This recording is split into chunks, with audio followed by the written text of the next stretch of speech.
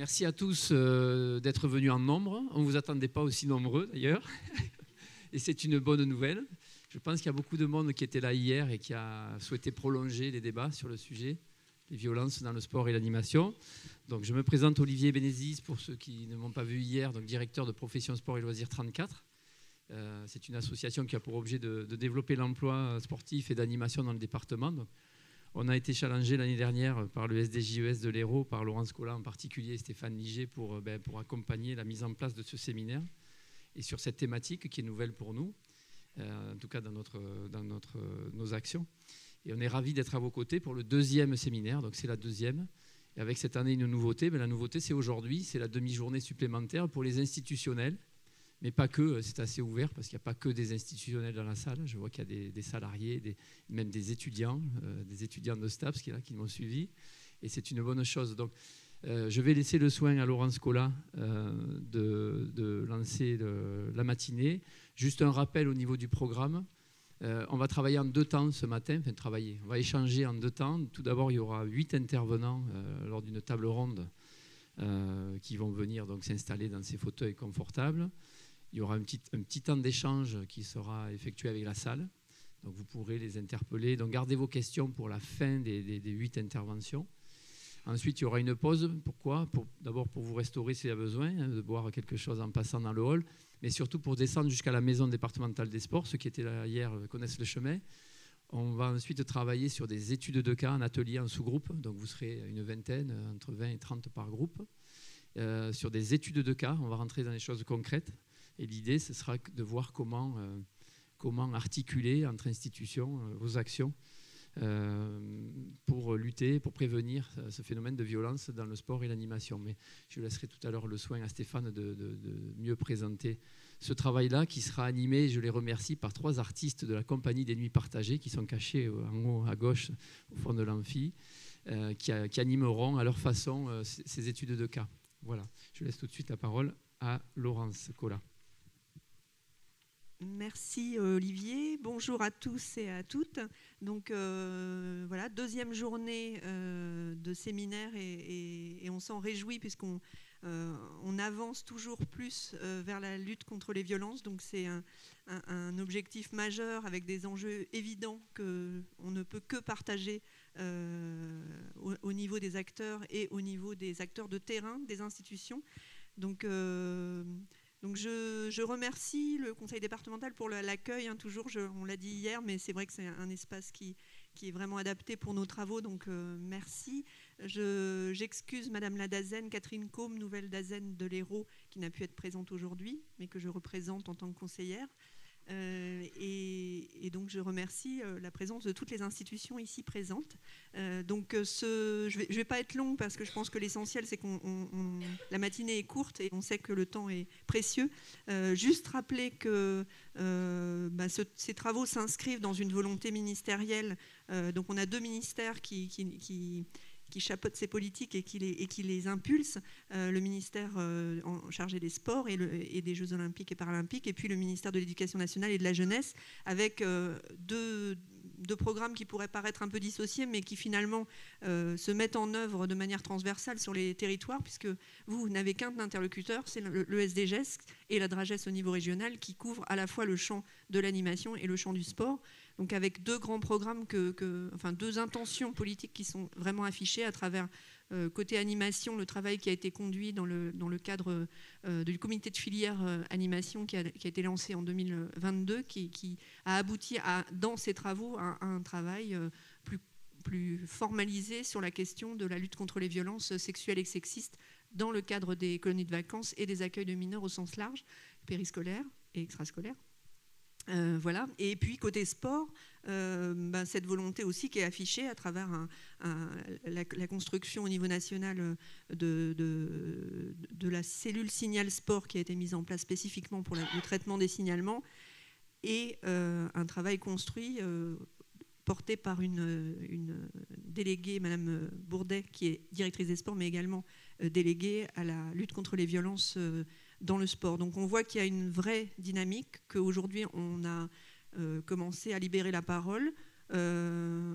on a un collègue qui est présent ici d'un autre département, tout ne part pas au même niveau et je reste convaincue qu'il faut une volonté, il faut faire des actions, il faut faire des choses et qu'en faisant, en traitant, c'est comme ça qu'on encourage la parole à se libérer et la parole à être écoutée. On a hier eu la chance d'avoir une intervention de M. Lacambre du SRIAV, qui est le psychiatre au CHU, qui nous expliquait combien il était important d'être capable aussi d'entendre et que c'était une chance d'avoir libéré une parole et que cette parole, elle vous soit donnée.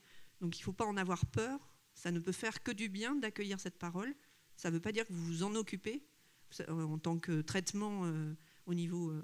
vous n'allez pas régler le problème de la personne, mais par contre, l'entendre, l'accueillir et la transmettre à une personne qui va pouvoir faire quelque chose parce que c'est un professionnel, ça, c'est déterminant. Donc voilà, je crois que si j'ai un message à passer, c'est libérer la parole, écoutez, vous, en tant que professionnel, la parole, encouragez vos équipes à l'accueillir et à la transmettre. Voilà, donc je ne serai pas plus longue. Je remercie vraiment les intervenants qui se sont mobilisés ce matin pour nous faire une intervention. Et puis, je vous donne la parole à chacun. Je ne sais pas si tu veux peut-être présenter les membres de la table ronde. Et merci à vous tous pour votre mobilisation.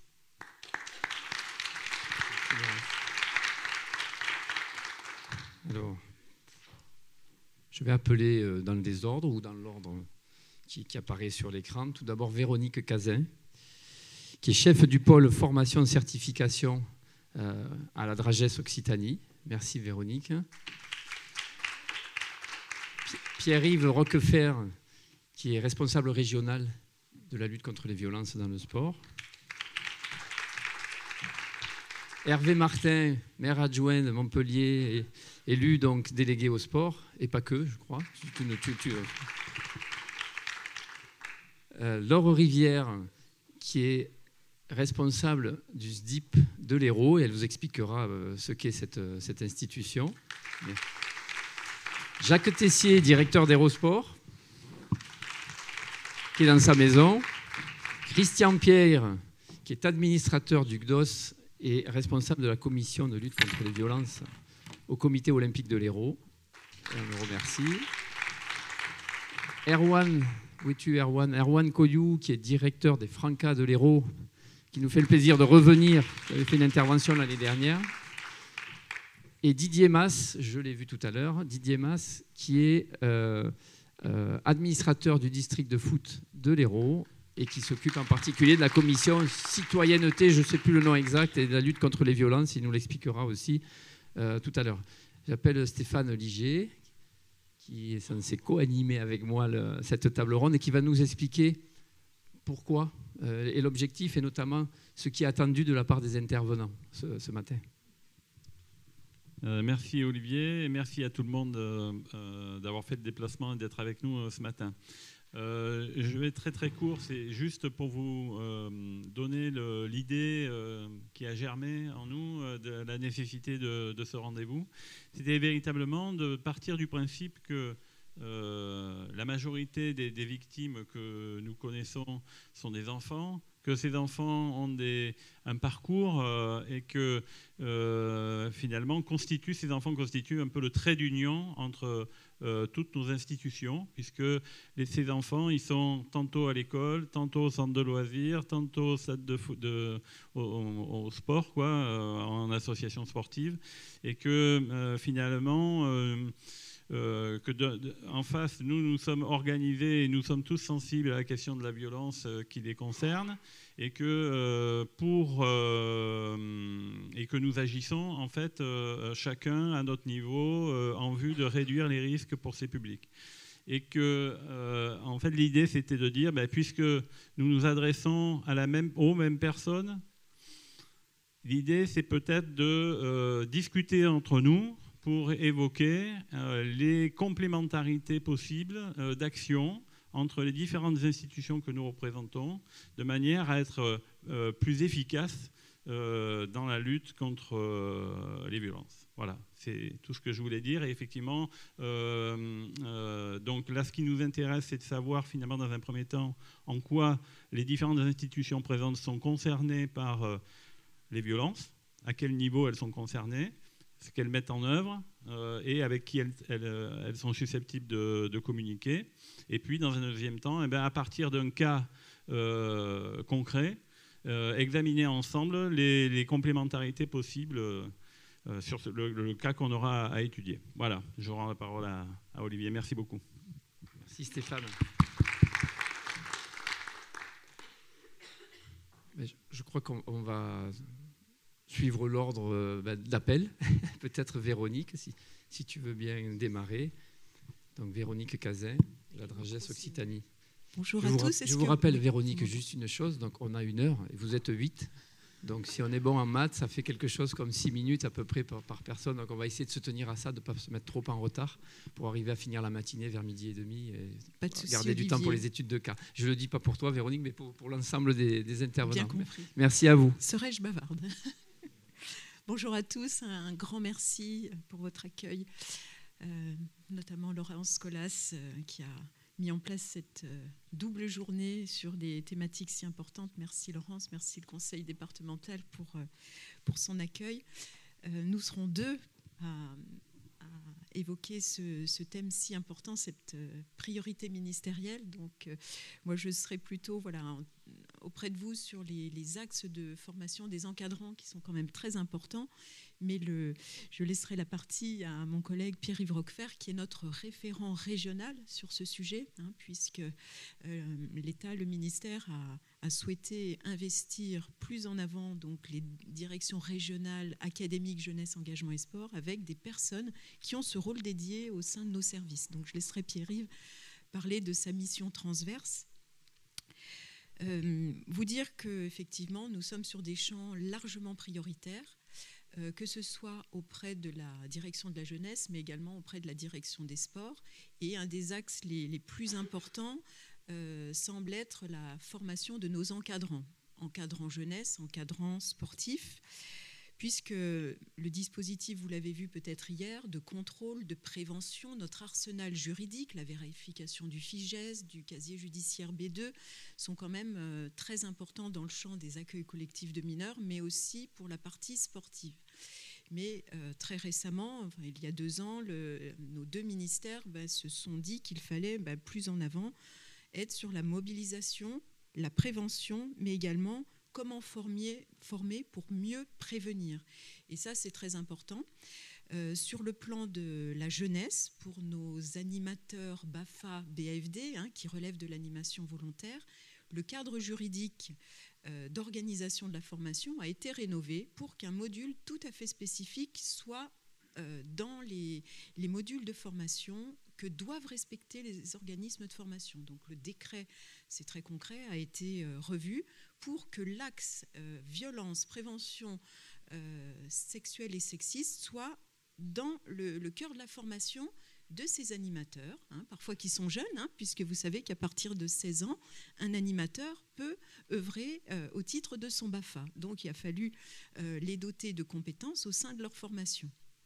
Parallèlement, pour faciliter la parole, savoir comment agir, eh bien notre secrétaire d'État, Madame El Haïry, dans le cadre du comité de filière, a souhaité que nous puissions rassurer les parents.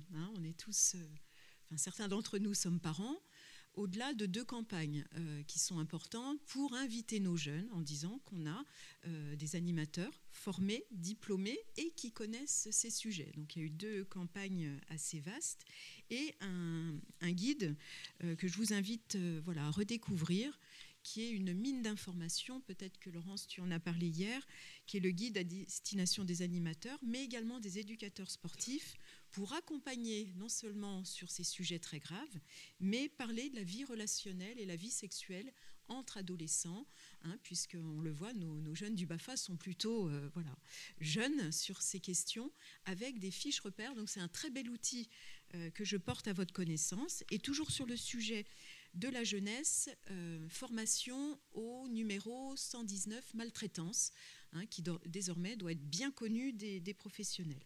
Sur le volant sport, ça bouge aussi. Vous le savez, donc la direction régionale, on autorise les formations à se dérouler sur notre territoire. Désormais, à partir du 1er janvier, le code du sport qui régit ces actes de formation prévoira obligatoirement pour les opérateurs un axe de formation de tous les éducateurs sportifs et animateurs socioculturels, un module dédié. Nous serions même à même de pouvoir refuser un opérateur qui n'aurait pas inscrit ce module dans son souhait d'ouverture d'une formation. Donc on voit, il y a un petit pas en avant au niveau juridique, et ça c'est absolument fondamental. Et sur les actions concrètes, donc meilleure information de tous les acteurs que vous êtes, primordial, sur les outils, les guides. Et en ce qui concerne mon pôle, pour aller très vite, on essaiera d'être au plus près des organismes de formation, qu'ils soient du BAFA, du BAFD, mais également pour les diplômes professionnels, pour venir sur ces contenus qui sont très importants. Le ministère va nous aider, parce que ce n'est pas une mince affaire. On a plus de 3000 diplômés chaque année, 80 opérateurs de formation, 3000 diplômés au BAFA, donc on est 3e région en France. On sait qu'il y a des partenaires qui pourront nous aider. Et pour répondre aussi au 3e axe, on ne va pas le faire tout seul, puisqu'on le voit, on a des acteurs impliqués, des associations qui œuvrent depuis des années. On a aussi quelques partenaires financiers qui pourront aussi se joindre à ce vaste plan de formation, puisque si on forme bien, on peut prévenir et puis répondre à beaucoup de soucis. Voilà, c'est très rapide. S'il y a des questions, je me ferai un plaisir d'y répondre. Véronique, tu as été parfaite pour le timing. Bravo. Bonjour à vous. Merci Laurence, Stéphane et Olivier pour cette organisation. Je crois que c'est la 2e d'ailleurs. Alors Pierre-Yves Roquefert, je suis responsable donc de la commission éthique et valeurs du sport sur la Dragès Occitanie. Quand j'ai pris mes fonctions il y a 3 ans, ça s'appelait commission violence sexuelle. Puis rapidement, je me suis dit, bon, et alors les violences psychologiques, ça ne nous concerne pas. Donc, le leitmotiv de la commission, c'est prendre soin de soi et des autres. Parce que vouloir s'occuper des autres, c'est bien, mais si soi-même, on n'est pas au carré, bon, je n'irai pas jusqu'à l'exemplarité, mais voilà, c'est un peu compliqué. Donc la mission, c'est quoi? C'est sur les 13 départements d'Occitanie, c'est s'assurer que les budgets qu'on donne soient bien fléchés et une vraie utilité, que ça ne parte pas n'importe où, n'importe comment, et mailler les 13 départements de manière équitable. On n'est pas... Voilà... Haute-Garonne, ici Hérault et département de Lozère, ce n'est pas les mêmes moyens, ce n'est pas les mêmes dispositifs. Donc avec un côté individualisation. Et la Dragès, je suis tout le temps en contact avec la cellule éthique et valeurs au ministère pour s'assurer que la politique publique soit bien déclinée. Ça ne veut pas dire tout le monde pareil, mais ça veut dire que les grands axes sont respectés.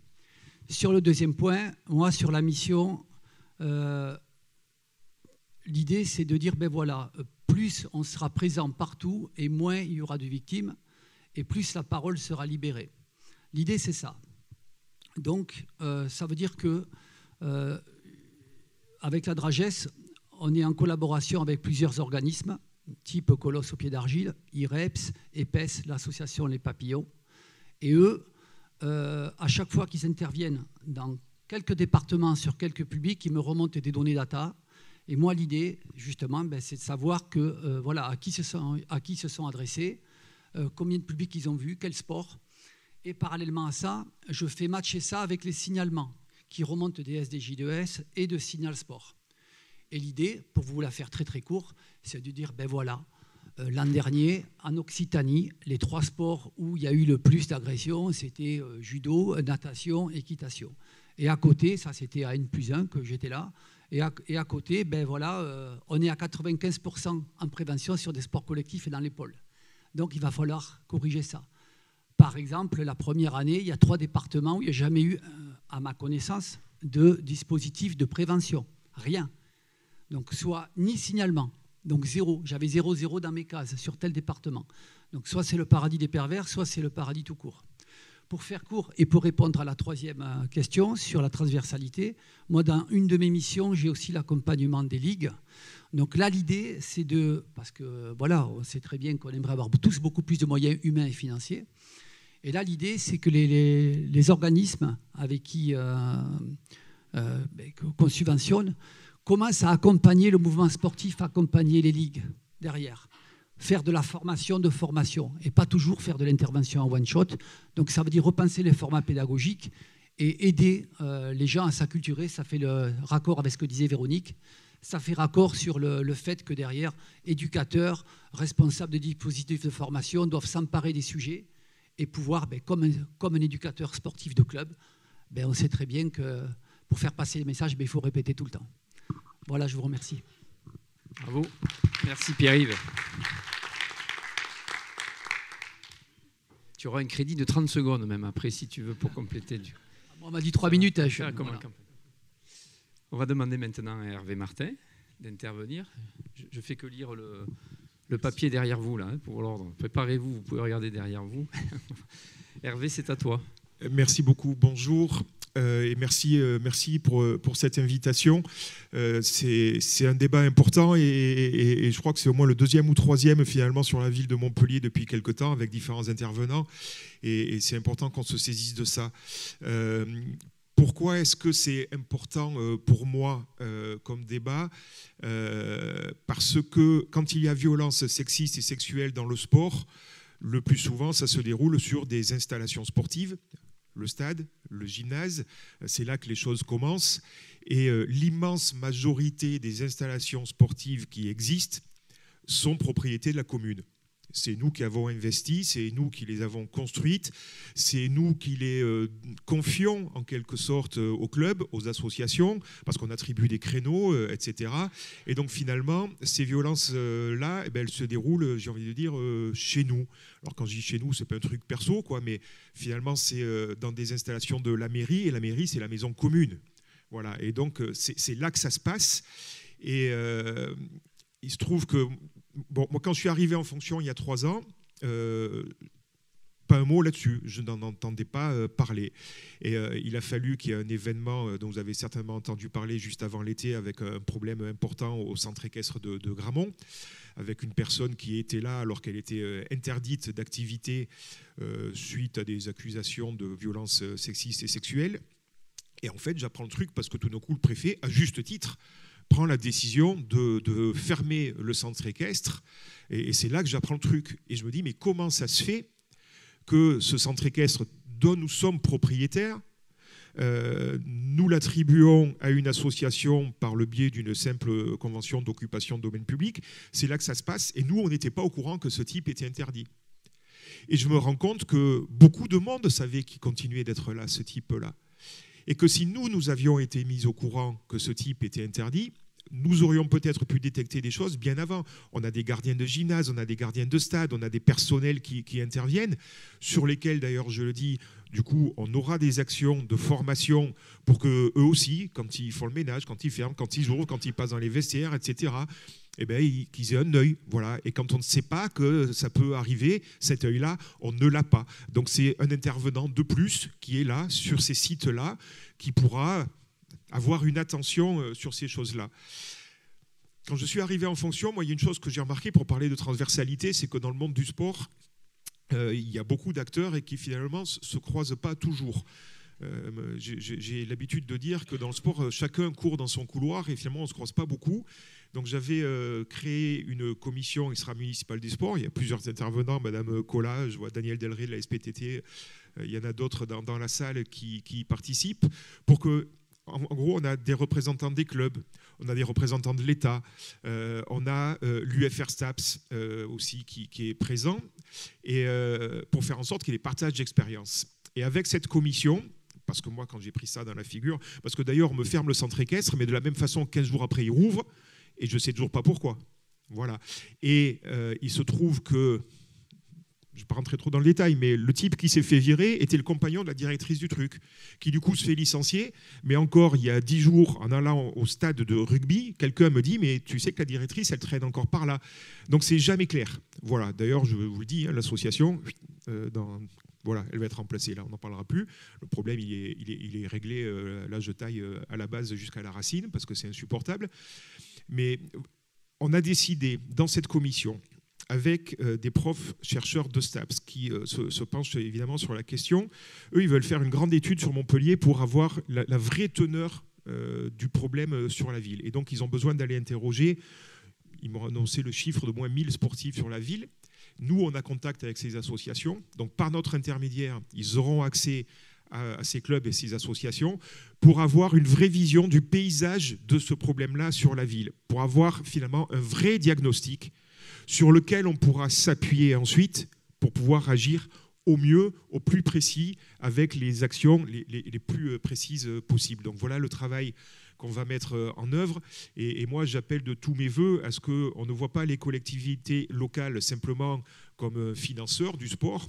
Je le dis sans prétention, mais parce que c'est comme ça, on est quand même le premier financeur du sport, parce qu'on finance 95% des installations sportives, parce qu'on donne des subventions aux associations, etc. Mais finalement, après, on ne nous regarde plus beaucoup, alors que c'est nous qui sommes là au cœur du truc. Et donc, il faut à tout prix, surtout sur des questions aussi graves que celle-là, que chacun arrête de courir dans son couloir et qu'on arrive vraiment à croiser les infos et les actions. Hervé, merci beaucoup. Tu as souligné certaines choses. La matinée est justement faite pour ça, hein, pour se repérer entre acteurs sur ce domaine-là. Donc, et on poussera un peu plus loin tout à l'heure, lors des études de cas notamment. Je vais demander maintenant à Madame Rivière, responsable du SDIP de l'Hérault. Vous allez commencer par nous expliquer le fonctionnement de votre cellule, de votre structure. Donc, bon, vous parlez de la protection de l'enfance en 6 minutes. Je ne vais pas y arriver. C'est sûr. Moi, je dépends du conseil départemental et de la direction enfance-famille qui gère la mission de protection de l'enfance. Le SDIP, c'est le service départemental des informations préoccupantes. C'est obligatoire pour les départements d'avoir une cellule qui recueille toutes les informations préoccupantes qui viennent du 119, de l'éducation nationale, des hôpitaux, de la justice, quand il y a des enquêtes, etc. Bon, 6 minutes, je ne vais pas pouvoir plus développer. Ce que je vais vous dire, c'est que vous êtes les premiers acteurs de repérage. Moi, je ne suis pas là pour parler des violences dans le sport, mais par contre des violences des enfants dans leur famille. Vous êtes des acteurs de repérage essentiels. Pourtant, vous vous signalez très peu. Alors, l'animation, un peu plus. Le sport, jamais. Et je trouve ça dommage parce que vous êtes quand même des acteurs essentiels qui repérez le rapport au corps, à l'intime, des traces quand on va à la piscine ou au gymnase, quand on se change. Il y a beaucoup d'instits qui nous signalent des enfants à la piscine avec des traces de bleu. Vous, non, donc je ne sais pas pourquoi, mais il faudra sûrement qu'un jour on se voit un peu plus longuement pour en échanger. Moi, ce que je voulais vous dire, c'est les chiffres. Hein, c'est important que vous sachiez. Un enfant en France meurt tous les 5 jours de maltraitance. Il y a 160 000 enfants par an en France qui sont victimes d'abus sexuels. Ça fait à peu près 3 enfants par classe d'âge. Donc forcément, dans tous les groupes que vous avez, il y a des enfants qui sont victimes d'abus sexuels. Et si vous avez entendu le docteur Lacambre hier, la révélation, il faut l'accueillir, effectivement, mais il faut parfois aller la chercher. 6 professionnels sur 10 ne font rien des révélations qu'ils reçoivent, ce qui est dramatique.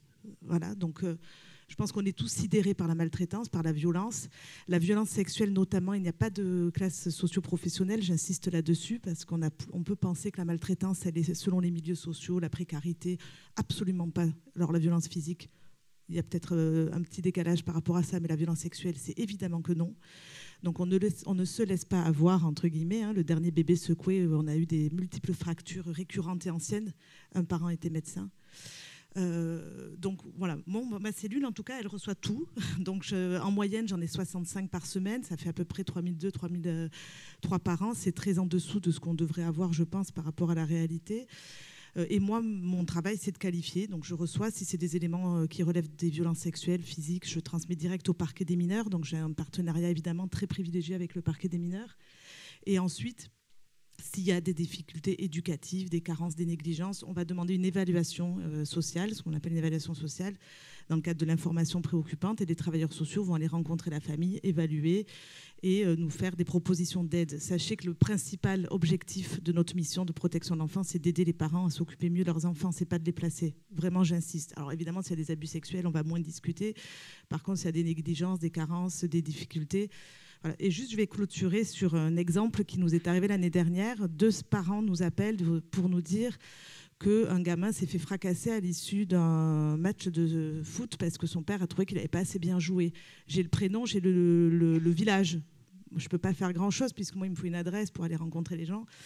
et un nom de famille. Donc on appelle le club de foot qui a refusé de nous donner les coordonnées de ce gamin en nous disant que ce papa était très bien. On ne parle pas d'une gifle, hein, je vous parle de violence grave, il s'est fait fracasser le gamin. Voilà. Donc on a dû faire une demande d'enquête pénale au parquet qui a saisi la fédération de foot. Je trouve ça dommage parce que l'intérêt, c'est l'intérêt du gamin. On est tous normalement centrés sur le bien-être des enfants. Donc c'est important qu'on ait ça en lecture. Après, je vous rappelle juste l'obligation de signaler. On est tous dans l'obligation de signaler des crimes et des délits. Les violences physiques graves, on doit les signaler. Ce n'est pas un choix.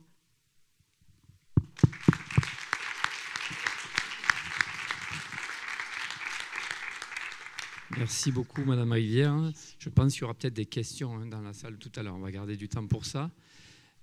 Jacques, tu es amené à rebondir. Jacques Tessier, directeur d'Hérosport. Je vais lancer.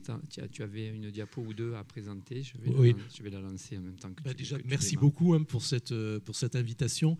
C'est très important qu'on puisse partager sur ce sujet qui nous intéresse, nous, au près au point, la question de la prévention. Je pense que de par notre action de terrain, on est au cœur de la question de la prévention. Ce que je voulais dire en exergue de tout ça, c'est que Hérosport, déjà, est vraiment très, très intéressé par cette démarche menée par les services de l'État, parce que ça nous permet finalement de prendre conscience de cette problématique, peut-être de l'intégrer dans notre projet associatif d'Hérosport. Nous avons des commissions qui fonctionnent à l'heure actuelle. Nous travaillons en tant qu'organisme associé du département avec des organes sociaux qui sont composites, à la fois des représentants des conseillers départementaux qui sont forcément préoccupés par cette compétence obligatoire de la protection de l'enfance, et également des comités sportifs qui sont là d'ailleurs présents ici dans la salle. Et donc il y a cette double finalement légitimité qui fait que ce thème de la prévention pourrait effectivement être relié. Je pense que dans notre projet associatif, des efforts peuvent être faits en termes d'action partenariale pour aller encore plus loin sur la question de la sensibilisation. Donc ça, c'est l'aspect un peu institutionnel que je vois. Et pour le futur, puisque j'ai entendu qu'il y avait un plan départemental de prévention qui risque de se mettre en œuvre, eh bien, l'idée de pouvoir participer activement à ce travail-là est une opportunité dans le cadre de notre projet associatif. Et ce que je voulais dire, c'est apporter finalement un témoignage, puisque finalement la question de la prévention, c'est la question de la libération de la parole des victimes. Comment on puisse identifier des situations à problème. Et c'est vrai qu'Hérosport, de par son action, sa grande présence sur le terrain, est vraiment confronté à cette question de la prévention. Au-delà du soutien aux actions du mouvement fédéral, et c'est vrai que la violence, c'est par exemple la violence qu'on voit dans les enceintes sportives. Donc ça, c'est une problématique aussi qu'on essaie de développer, je pense avec le district de football, qui est aussi une question liée à la prévention de la violence. Les questions de violence sexuelle, tout ce qui a été vu depuis hier, peut aussi être un sujet de signalement, enfin, ou de repérage d'informations préoccupantes qui peuvent concerner des éducateurs sportifs d'Hérosport. Nous avons une dizaine de dispositifs socio-sportifs, à la fois en milieu scolaire et aussi au cœur des quartiers. Donc là, il y a par exemple l'expérience de Sport pour toi, hein, qui est un dispositif où nous sommes présents dans 8 secteurs, dans des quartiers prioritaires de la ville. Et moi, ce que je retire par rapport à tout ce qui a été dit sur la formation, sur l'importance de la sensibilisation, c'est que déjà, on a déjà une pratique. Qu'est-ce que je retiens de cette pratique ? C'est que pour qu'on puisse libérer la parole des enfants, c'est qu'il faut en fait des éducateurs sportifs bien formés, qui aient en plus cette appétence pour l'action sociale, c'est-à-dire à la fois des éducateurs compétents sur le plan sportif, mais aussi qui ont cette capacité de libérer la parole des enfants, cette capacité d'aller vers les enfants, de pouvoir repérer les signaux faibles qui se présentent lors des séquences pédagogiques. Et c'est vrai que Hérosport, quand même, cette expérience depuis des années, d'aller dans des quartiers un peu difficiles où la violence est déjà quelque part latente, et peut-être que ces éducateurs sportifs d'Hérosport peuvent être finalement des relais importants pour ce repérage d'informations préoccupantes. Donc ça passe par finalement des éducateurs bien qualifiés. Nous avons dans chaque quartier des référents éducateurs qui sont qui sont diplômés, qui la plupart sont des licenciés STAPS APA, hein, et qui après encadrent après des équipes de renfort. Et là aussi, l'accent est mis finalement sur l'importance de la carte professionnelle. Donc l'idée, c'est d'avoir une équipe compétente, soudée. Peut-être que là, il y a des efforts à faire pour davantage sensibiliser nos équipes à ces questions de prévention des violences sexuelles. Donc là, moi, j'ai été très intéressé par les outils qui nous ont été présentés hier, l'outil boîte. Ma préoccupation, c'est comment, finalement, en tant qu'employeur, on peut l'intégrer dans les programmes de formation, dans le plan de développement des compétences, et comment, concrètement, on peut imaginer une intervention avec cet outil dans une séquence pédagogique. Et au-delà de ça, c'est finalement pouvoir arriver à modéliser cette expérience que nous avons sur le terrain pour en tirer finalement, avoir un bon retour d'expérience pour aller plus loin et pour pouvoir utilement contribuer à apporter notre contribution à ce futur plan départemental de prévention. Merci beaucoup, Jacques. Tu nous permets de faire du lien entre hier et aujourd'hui, en plus, donc c'est parfait. On va essayer de reprendre le cours des choses. Donc après Jacques, donc vous pourrez réagir tout à l'heure. Hein. Je vais demander à Christian Pierre, donc du comité départemental olympique et sportif de l'Hérault, d'intervenir. Christian, c'est à toi. Bonjour à tous. Oui, bien, le comité départemental olympique et sportif, en tant qu'organisme en charge de véhiculer en premier les valeurs de l'olympisme, le respect de son adversaire, le respect des officiels, le fair play, et bien sûr la promotion du sport et son développement, il est évident que c'est une obligation, j'allais dire, de lutter contre les violences et toutes les violences. Pour cela, le comité départemental, avec la commission, a créé des PowerPoint interactifs et participatifs en direction des jeunes, des clubs. Et ces PowerPoint ont plusieurs thèmes parce qu'il y a violence, mais il y a les violences qui ont une interactivité entre elles. Quand on parle de harcèlement, il y a de la violence quelque part, ce qui rejoint la violence dans le sport, ce qui rejoint les violences sexuelles. On retrouve toujours une forme de violence, quelle qu'elle soit. Donc le harcèlement, on explique un petit peu aux jeunes la dynamique du harcèlement, du harceleur, le rôle du témoin, pour essayer d'arriver à, d'une part, faire le lien entre l'indifférence que l'on voit, même chez les adultes d'ailleurs. Alors quand je dis indifférence, c'est ce qui se passe dans un transport en commun où personne ne bouge quand quelqu'un se fait agresser. Et puis l'empathie qui se perd de plus en plus. On ne s'occupe pas de son voisin, on ne s'occupe pas de son copain. Donc tout ça, ce sont des notions qu'il faudra, à mon avis, rappeler auprès des jeunes. Ça, c'est un point important qu'on essaie de faire passer. Ensuite, notre réflexion a été que les jeunes, actuellement, communiquent très mal ou très peu. Ou alors avec des onomatopées que même moi, je ne connais pas sur le portable, des SMS avec des lettres qui se suivent, mais je me demande à quoi elles servent. Donc, il y a un manque évident de vocabulaire, ou alors, je me trompe, hein, peut-être que c'est la nouvelle langue universelle, des TQP, des machins, bon, on ne sait plus. Donc, il n'y a plus de dialogue. En fait, c'est ça, c'est que les jeunes entre eux, quand ils ont un différend, il n'y a plus de dialogue. C'est on n'est pas d'accord, allez, on se tape, et puis on va régler le problème comme ça. Il faudra bien sûr revenir aux bases de la communication, de la verbalisation. On a un différend, on s'explique, mais on s'explique. On n'est pas obligé d'être d'accord, mais il y a des façons de ne pas être d'accord qui ne passent pas forcément par des coups. C'est ce qu'on essaie d'impliquer dans nos PowerPoint. Donc ça, c'est harcèlement. Il y en a trois. Hein. Il y a le harcèlement, il y a les violences, toutes formes de violences dans le sport, bien entendu, mais on fait aussi la différence entre les violences, entre guillemets, les contacts, excusez-moi. Le contact réglementé, autrement dit, on ne peut pas tout le temps parler de violence à des jeunes alors qu'ils ont des images du matin au soir d'une violence extrême.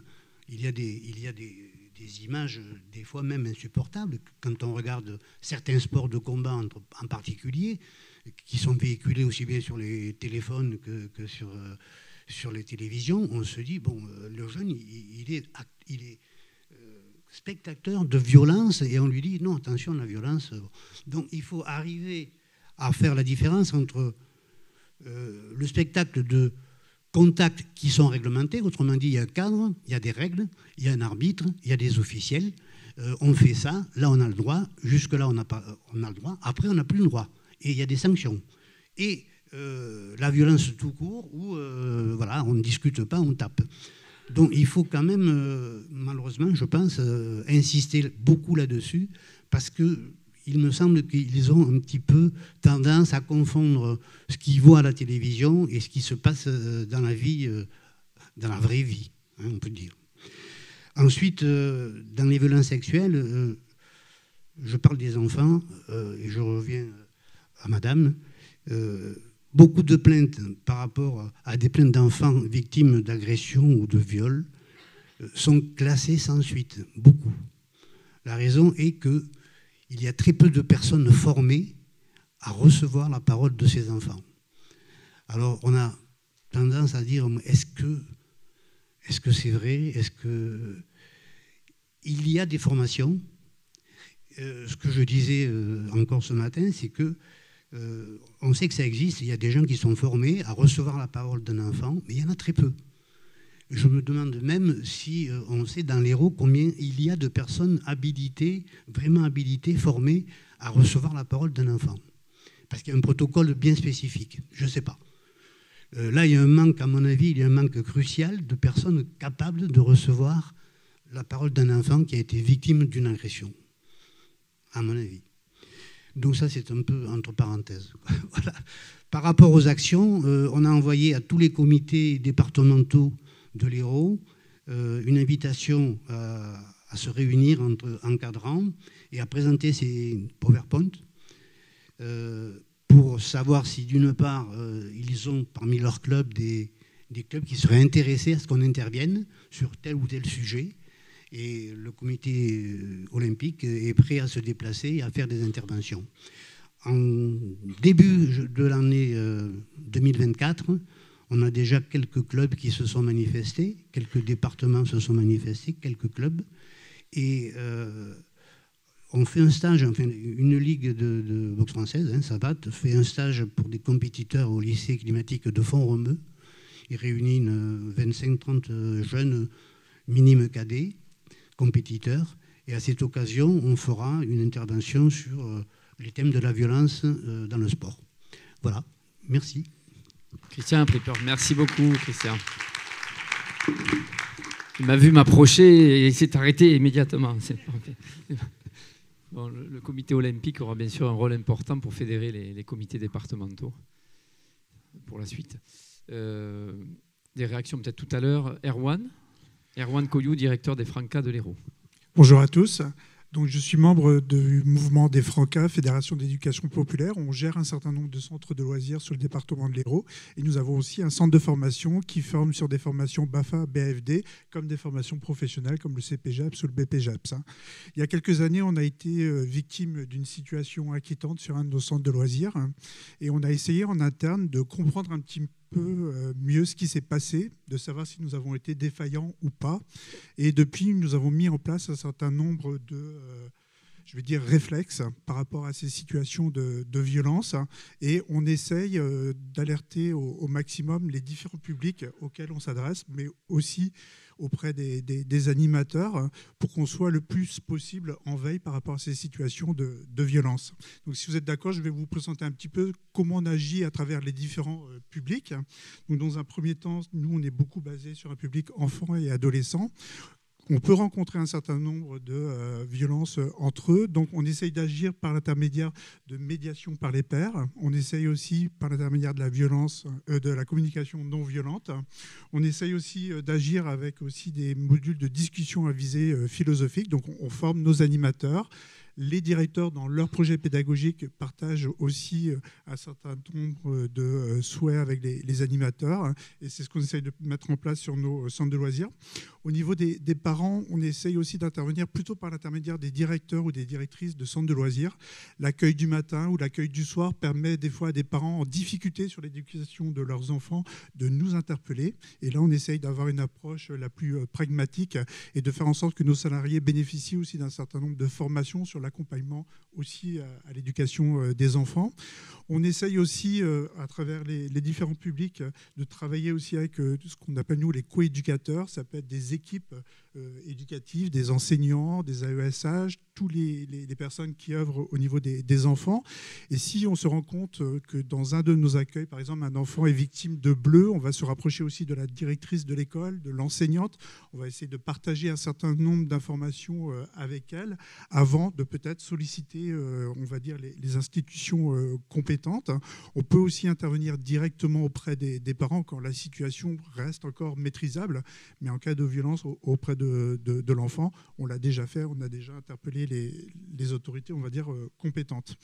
Une chose qui est importante aussi, c'est qu'on a la particularité de composer des équipes d'animation totalement originales, où on a des fois des animateurs professionnels, mais on a aussi des agents de collectivités locales. Et ça, c'est extrêmement intéressant aussi, parce qu'on a des fois des agents qui n'ont pas eu la chance d'aller en formation et qui, à un moment donné, ne se rendent pas compte que des fois, peut-être dans leur pratique, ils peuvent être, entre guillemets, violents envers les enfants. Et là, on essaye, à travers un dispositif, on a une coordinatrice qui est coordinatrice des temps périscolaires et des centres de loisirs, qui rencontre régulièrement les directeurs, les équipes, ses agents, et on essaye, lors de travaux en équipe, de contribuer à cette formation continue aussi des agents. Ou des fois, on a des gens qui essayent d'œuvrer de la meilleure façon possible auprès des enfants, mais qui ne se rendent pas compte qu'ils peuvent être aussi maltraitants. Donc je dirais que pour nous, ce qui est important, c'est vraiment la prise de conscience dans un premier temps, et de se dire qu'on peut tous, malheureusement, être maltraitants à un moment donné auprès des enfants ou même auprès d'adultes. Et pour nous, il y a un volet qui est très important, c'est le volet de formation au niveau de nos animateurs. Une chose qui est importante, c'est qu'on constitue des équipes d'animation qui se rencontrent régulièrement. L'objectif, c'est faire le point de ces journées de centres de loisirs ou d'accueil périscolaire et d'aborder tout ce qui, à un moment donné, nous interpelle dans une journée. Il y a un moment donné, un enfant réagit bizarrement à une situation. Un animateur s'isole avec un enfant ou avec des enfants. Vraiment, tout ce qui nous interpelle, là, l'objectif, c'est de pouvoir libérer la parole le plus possible. Imaginons que, par exemple, on peut aussi avoir un animateur qui perd patience avec un enfant. Et dans cet espace-là, ou lors d'une rencontre avec le directeur, il peut aborder cette situation-là aussi. Et nous, l'objectif, ça ne va pas être de le culpabiliser par rapport à cette situation, mais ça va être capable d'être en capacité de verbaliser un certain nombre de choses. Par contre, il y a une chose qui est importante, c'est que nous sommes tous des animateurs professionnels et qu'on n'est pas forcément compétents non plus. Donc, à nous aussi d'aller solliciter ou d'inviter cette personne-là à prendre aussi la tâche de personnes plus compétentes à un moment donné. Et il y a un volet qui est très important, c'est vraiment tout ce qui concerne les formations. Tout à l'heure, vous parliez des formations BAFA, BAFD. Ce sont des formations qui sont extrêmement importantes, des temps qui nous permettent vraiment de vivre des moments intenses avec les jeunes et justement de faire passer un certain nombre de messages, mais aussi de partir aussi de leur propre vécu en tant qu'enfant dans des accueils et de partir sur des cas concrets. Et ça, c'est extrêmement intéressant. C'est un petit peu ce qui vous est proposé juste après nos interventions. Et une chose qui est importante, c'est toutes nos interventions lors des formations professionnelles, CPGEPS, BPGEPS, enfin toutes les formations de jeunesse et sport qui finissent par GEPS maintenant. C'est important qu'on ait cette approche-là au niveau des centres de formation, au niveau des formateurs. Vous le disiez tout à l'heure, c'est quelque chose qui est rendu obligatoire dans le cahier des charges des formations, mais il faut aussi que nous puissions, en tant que professionnels, vérifier que ces modules de formation soient vraiment mis en place. On a la chance, quand on a un certain nombre de centres de formation, c'est que nous sommes dans la partie employeur. Et je sais qu'automatiquement, c'est ce que nous, on aborde avec les centres de formation en leur disant on souhaite vraiment qu'il y ait un module sur les violences. On aimerait bien que vous soyez capable de faire intervenir des gens qui ont été victimes de ces situations, directement ou indirectement, et d'avoir une approche qui est extrêmement concrète. Voilà. Je vous remercie. Merci Erwan. Didier Mas, c'est à vous. Vous avez l'honneur de clôturer la table ronde et ensuite la salle pourra je vois prendre que la parole. j'ai 25 minutes, moi, donc il n'y a pas de problème. Bonjour à tous. Je ne le dirai pas comme invitation. Donc, je représente ici le district de l'Hérault de football. Alors, qu'est-ce que c'est le district de l'Hérault de football ? je crois que pour comprendre tout ce que je vais dire après, il faut qu'on se fasse bien l'idée de ce que ça représente. C'est plus de 150 clubs. C'est plus de 13 000 licenciés, toutes catégories confondues, joueurs, dirigeants, etc. C'est plus de 1200 rencontres par week-end. Je dis bien 1200 rencontres par week-end. Et là-dedans ne sont pas comptés, bien sûr, les matchs amicaux, les entraînements, etc. Donc, la taille du district, c'est à la fois un avantage et un inconvénient. L'avantage, c'est que bien sûr, on touche beaucoup de monde, et l'inconvénient, c'est qu'on touche trop de monde. Et que par rapport à ça, notre pouvoir à nous est très limité. Les règlements ne nous donnent un pouvoir que disciplinaire ou réglementaire, mais uniquement pour ce qui se passe autour, avant ou après le match. Donc avant, après ou pendant la compétition. On est totalement désarmé face à ce qui se passe en dehors de ces compétitions officielles. Deuxième motif de désarmement, j'allais dire, si je peux m'exprimer ainsi, c'est que notre compétence ne peut s'appliquer qu'aux gens qui sont licenciés à la Fédération française de football. En clair, si vous avez 28 joueurs, dirigeants, etc. sur le terrain, là, on peut. Par contre, si vous avez 800 ou 1000 spectateurs, ils ne sont pas licenciés à la Fédération française de football, et là, on ne peut rien faire. Alors, partant de ce constat, et partant aussi du fait que le football n'est jamais que la représentation en microcosme de tous les courants qui traversent la société. Donc la violence, augmente. Quel que soit le type de violence, la violence augmente. Ce à quoi nous sommes confrontés depuis quelques années, et malheureusement ça augmente encore, c'est que cette violence qui touchait une quinzaine d'années essentiellement le public adulte, les joueurs, des licenciés adultes, descend maintenant jusqu'au niveau des jeunes, mais quand je dis jeunes, ça peut être des gamins de 10 ans. La violence se fait non pas forcément sur le terrain entre eux, mais la violence se fait autour du terrain avec les parents, qui deviennent les excitateurs, j'allais dire, je crée un néologisme, les excitateurs de ce qui se passe sur le terrain.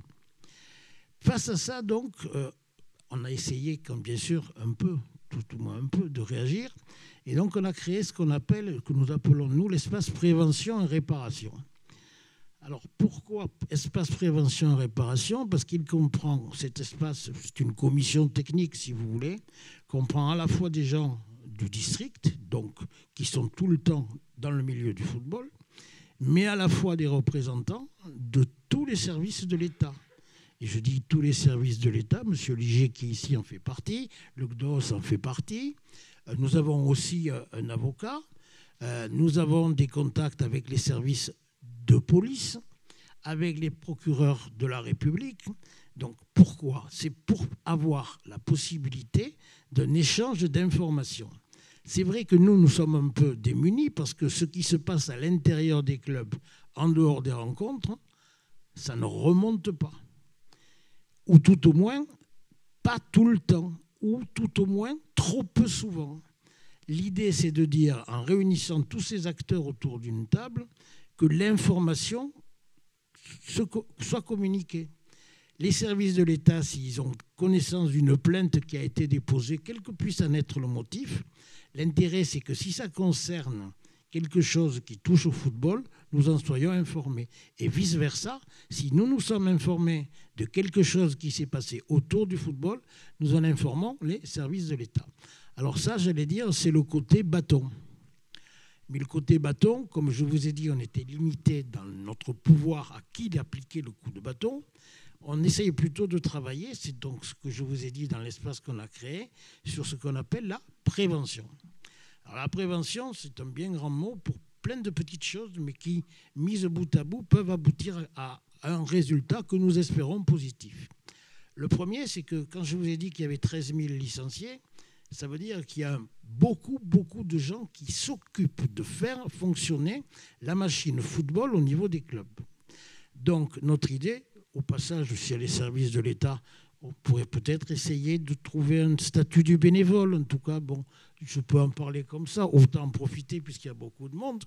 Donc, notre première idée a été donc de se rapprocher de tous ces bénévoles en disant ça ne suffit pas de venir accompagner les enfants ou les adultes le dimanche. Après, on va essayer de donner une formation. Alors, bien sûr, il y a des formations fédérales, certaines qui sont dispensées d'ailleurs par l'intermédiaire du district de l'Hérault de football, mais on a essayé d'aller un peu plus loin, parce que la formation fédérale pour encadrer une équipe de gamins de 8 ans, je ne sais pas si ça existe. Donc, nous avons créé au niveau du district de l'Hérault ce qu'on appelle non pas une formation, ni un brevet, mais un permis de conduire.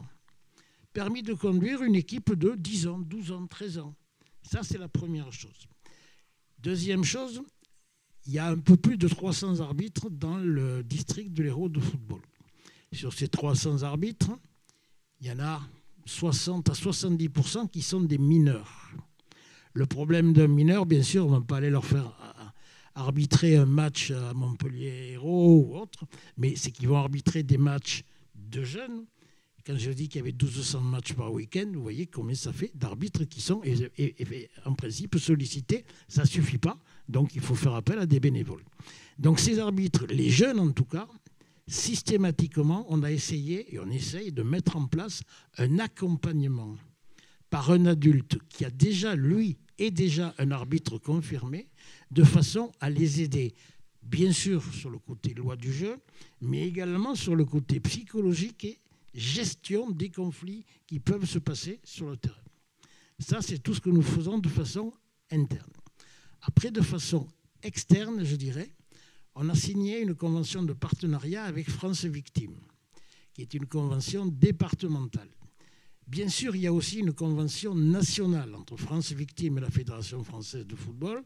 Au passage, il y a 5 départements de test en France pour tester, pour prendre contact avec France Victimes, et l'Hérault fait partie de ces 5 départements de test, et nous sommes les premiers à avoir effectué ce qui est demandé au niveau fédéral, à savoir un contact avec des équipes de jeunes, moins de 13 ans, ça, et des adultes. Ça a déjà eu lieu il y a déjà une quinzaine de jours. L'important, quand on se rapproche donc de tout ça avec France Victimes, c'est de libérer la parole des enfants. On en a entendu beaucoup parler ici, tout avant. Donc l'important, c'est que les enfants puissent s'exprimer. Ce qui fait que quand il y a le France Victimes se déplace dans un club, comme c'est le cas, les dirigeants du club restent devant la porte et nous, district de l'Hérault, on reste devant la porte. Ne sont à l'intérieur qu'une juriste et une psychologue de France Victimes, de façon à ce que les enfants puissent s'exprimer dans leur milieu en essayant au maximum de libérer la parole. Après, il y a le côté adulte. Alors ça, c'est plus important parce qu'on s'adresse aux joueurs, on s'adresse aux dirigeants, on s'adresse aux entraîneurs, etc. Là, je dirais que c'est un petit peu plus difficile. C'est pour ça qu'en plus de la convention nationale que je viens de vous exposer, avec France Victimes, nous allons essayer de mettre en place, dans la convention départementale, une prévention. C'est-à-dire que notre objectif, c'est de faire le tour de tous les clubs volontaires, bien sûr, rencontrer d'abord d'une part les enfants, d'autre part les joueurs, etc. Le format de la rencontre avec France Victimes, c'est pas plus de 15 personnes en principe. Je parle de l'échelon national. Nous, notre idée, c'est d'aller plus que ça, mais toujours pareil. L'important, c'est d'une part d'être là, et d'autre part, d'être à l'écoute de tout ce qui peut remonter et qui ne peut pas remonter par les canaux habituels qui sont ceux du district de l'Hérault de football, puisqu'on est limité dans la rencontre, le match, etc. Voilà. Je ne dis pas que c'est simple, mais si on n'essaye pas, il ne se passera jamais rien. Merci Didier. Bien, alors on va vraiment vous remercier. Vous avez joué le jeu au niveau timing et pour la qualité de vos interventions. Donc maintenant, on va inviter la salle. On va inviter la salle à réagir, vous questionner, réagir. Je vois qu'il y a une main qui se lève. Je sais qui est cette personne qui va se présenter à vous. Il y a un mot qui a été prononcé par tous les intervenants sans exception, c'est le mot formation. Bonjour à tous, donc je vais me lever pour qu'on me voit. Je suis Michel Benben, délégué régional de l'OPCO AFDAS, donc opérateur compétence de la branche sport et donc financeur à la fois de l'apprentissage mais aussi de la formation des salariés du sport. Donc nous sommes en gros le bras armé financier pour la branche sport, pour la formation des salariés pour les services de l'État. Et à ce titre, donc, on a dans le cadre de nos branches plusieurs branches, donc, notamment le sport, le tourisme, les loisirs, la culture. On a ainsi 3 ministres qui ont saisi nos instances paritaires au niveau national sur le sujet des VHSS pour construire une offre responsable et engagée. Donc 3 ministres, c'est sport, travail et culture. Et pour le sport, effectivement, la direction générale AFDAS a développé une offre responsable engagée autour de 3 axes: sensibiliser, former et accompagner les salariés du sport, donc ceux qui sont déjà en poste, pour rebondir sur ce que Véronique disait, puisque vous avez des modules de formation sur le sujet incorporés au parcours de ceux qui se forment pour devenir, et nous on est sur ceux qui sont déjà en poste. Alors salariés, et là la nuance est importante par rapport à ce qui s'est dit aussi, la précision, pardon, par la nuance, c'est aussi on forme aussi les dirigeants bénévoles dans l'exercice de leur mandat, donc président, vice-président, secrétaire et trésorier d'associations et de clubs de sport. Et sport, pour nous, ce n'est pas que effectivement les clubs, c'est aussi les districts, c'est aussi les ligues, c'est aussi les fédérations, c'est aussi le CNOS, l'EGDOS, le CROSS bien sûr, c'est PSL. Et en tant que adhérents pour leurs salariés, mais aussi en tant que tête de réseau. Et là-dessus, on a plusieurs axes de formation donc, et d'accompagnement par des structures qui ont été sélectionnées par appel d'offres au niveau national, dont fait partie le Colosse au pied d'argile qui est intervenu hier, voilà, qui sont référencés par l'AFDAS. Et là, l'enjeu est simple, c'est de former le plus grand nombre, sensibiliser et former sur 4 parcours différents qui sont proposés pour les salariés, les dirigeants bénévoles de clubs qui ont des salariés. C'est en fait, en gros, comprendre et se repérer sur ce que sont les VHSS, en complémentarité à tout ce que vous développez et pour s'inscrire pleinement là-dedans. C'est aussi agir et réagir quand on est confronté. Donc nous, on est sur l'axe préventif tout de même. Être outillé, c'est un parcours quand même qui dure 3 jours de formation, entièrement financé et en multimodal. On peut le faire en présentiel, on peut le faire à distance, on peut le faire en mix. Si on est par exemple dirigeant bénévole qu'on souhaite se former sur le sujet pour être référent VHSS dans sa structure, c'est quand même plus facile et plus accessible. Et on a ensuite justement la formation des référents et des ambassadeurs sur les VHSS pour un district, pour un club, pour un club professionnel ou un club amateur, bien sûr, puisqu'on a les deux. Et enfin, il y a un axe qui est quand même fondamental pour les têtes de réseau qui sont présentes ici et qui sont adhérentes à AFDAS. C'est aussi une formation pour définir une stratégie. C'est une formation de 3 jours qui peut être poursuivie par un appui conseil. Tout ça, c'est financé hors plafond, c'est financé par l'AFDAS à 100%. Et en tant qu'opérateur compétence, donc anciennement OPCA, si ça permet de mieux se repérer sur qui nous sommes. Et effectivement, l'idée, c'est quoi? C'est de s'appuyer sur les têtes de réseau, de former à la définition d'une stratégie pour sensibiliser le plus grand nombre d'acteurs et de salariés déjà en poste autour de ces questions-là. Voilà, donc c'est entièrement financé, c'est une offre de service qui n'est pas connue. Nous ne sommes pas toujours repérés au niveau local, mais très repérés au niveau national. Voilà, donc c'était pour vous faire une petite réaction à chaud. Merci Olivier. Michel, alors hier, tu avais Laetitia Miguerou qui était dans la salle et il y avait l'amphi qui était bien plein. Il y a quelques tracts qui restent d'hier pour ceux qui sont intéressés. Il y a quelques prospectus dans le hall à la sortie, enfin, ce qui était l'entrée tout à l'heure et qui sera à la sortie à midi. Donc vous pourrez récupérer et puis on fera passer de l'information, il n'y a pas de souci. Des questions dans la salle? Je vois Karine Noger qui intervenait hier. Oui, j'intervenais à la fois pour vraiment remercier cette table ronde, l'organisation et ce qui a été présenté. Parce que je crois effectivement, en tout cas d'expérience, que c'est extrêmement important qu'on arrive à articuler nos services et nos champs. Laurence pourra le confirmer, mais depuis 3 ans, nous, on est soutenus pour mettre en place des formations de 3 jours par des financements départementaux. Et quelles personnes on a dans le public, les participants? On a beaucoup de personnes de l'animation, moins du sport. On a des fonctionnaires, des agents territoriaux qui sont pas qui sont sur des axes de formation un peu différents.